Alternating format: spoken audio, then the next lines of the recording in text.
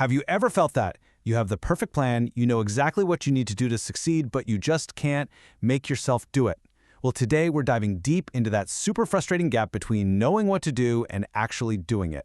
We're going to break down the unstoppable mindset you need to finally take action. We call this the knowing-doing gap. You know what it is? It's when you decide you're going to start that big project tomorrow, but tomorrow just kind of never shows up. It's knowing all the right steps, but feeling like your feet are stuck in concrete. So let's figure out why that happens.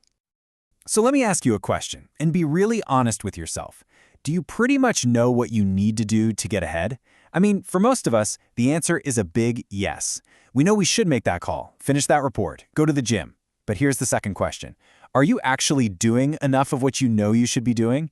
If there's a gap there for you, trust me, you are not alone. Now, the reason for this gap isn't just a lack of willpower. It's not that simple. The truth is, it's a battle being fought on two separate fronts. You've got the internal conflict happening inside your own head, and then you've got the external pressures coming at you from the world around you. Okay, so to really understand this battle, you need a framework. We're going to call this the 90-10 success game. And I'm telling you, this is going to completely change how you think about where you put your energy. So here it is, the big idea. Success is not a 50-50 split between what's in your head and what's out in the world. Nope, a massive, huge, 90% of the entire battle is the internal game. It's the one that's fought between your own two ears. Only a tiny 10% is the external game, all that stuff happening around you.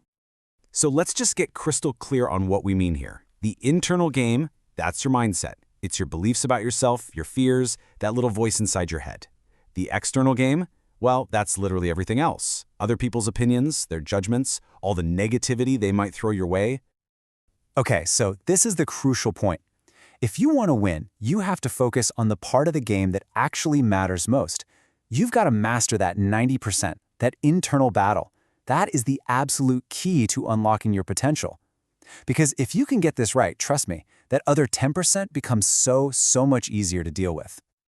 All right, let's meet the villains of the internal game. These are the 6 big inner demons that hold us back. You've got the fear of rejection, the fear of judgment, the endless trap of comparing yourself to others, the paralysis of perfectionism, that vicious cycle of procrastination, and of course, the incredibly powerful pull of your comfort zone. Let's tackle that fear of rejection head-on. We need to completely reframe what a no actually means. Look, getting a yes is awesome. It builds your income, right? But getting a no, that's where the real magic happens. That builds your character. And here's the secret. In the long run, a stronger character will always build a bigger income. A no isn't failure. Think of it as a character-building rep at the gym. This quote just perfectly nails the danger of that comfort zone addiction. The biggest killer of a great life is a good life. Think about that. Why? Because good is comfortable. It's safe. It doesn't push you. Good is the enemy of great, because great always requires you to step into the unknown. And what about perfectionism? Man, we're all taught to ready, aim, fire. Plan and analyze and tweak until everything is absolutely perfect. But what does that lead to? Paralysis. The winning way is totally different. It's ready, fire, aim. You take action first. You get immediate feedback from the world, and then you adjust your aim. Success comes from doing, not from sitting around planning perfectly forever. Procrastination isn't really about being lazy. It's actually a symptom of anxiety. So the next time you find yourself putting something off, don't just beat yourself up about it. Stop and ask yourself, what am I actually anxious about right now? Is it the fear of getting rejected? Is it the fear of not doing it perfectly?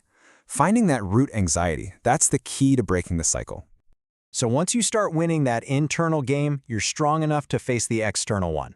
Now let's talk about that other 10%, all that noise coming from the outside world. And you know exactly what this noise sounds like, don't you? It's one of those pyramid things. When you're going to get a real job? Only the people at the top ever make any money. Those kinds of things just don't work for people like us.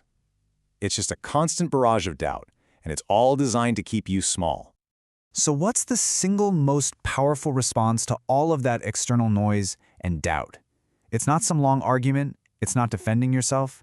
It's a simple 2-word promise you make to yourself and to them. Watch me. That's it. It completely transforms their doubt into your fuel. Okay, so how do you actually put all of this into practice, starting right now?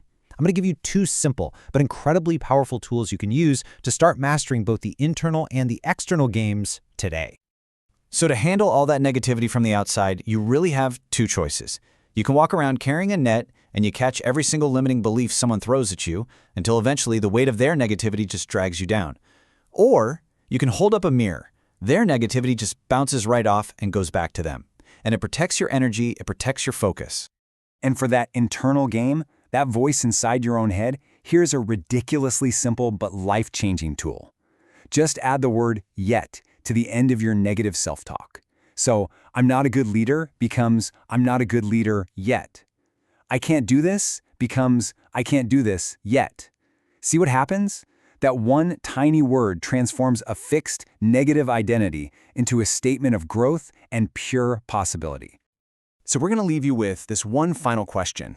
All the struggles, all the rejections, all the doubts, let's call that your pain. And right now, you have a choice. You can let it be the excuse you hide behind for not taking action.